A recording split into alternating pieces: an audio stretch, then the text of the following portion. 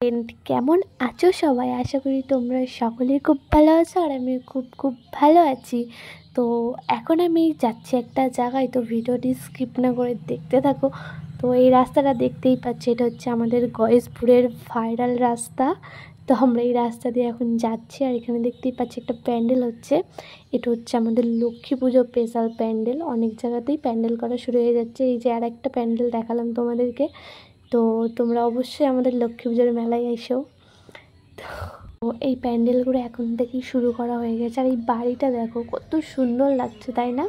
তো এখানে অনেক রকমের জিনিস বানিয়েছে আর আমরা 7 সমুদ্র 13 নদী পার করে যাচ্ছি। মানে আজকে আমাদের ব্লাড টেস্ট করবে, তার জন্য আমরা ব্লাড দিতে যাচ্ছি। আর রোদ্দুরের মধ্যে পুরো মুখটা তো পুরো কালো হয়ে গেছে আর রাস্তাটা দেখো পুরো ফাঁকা, কেউ নেই। তো আমাদের সাইকেলে যেহেতু হাওয়া চলে গেছিলো, তার জন্য আমরা এই যে আমার একটা বোন হাই করে দিল।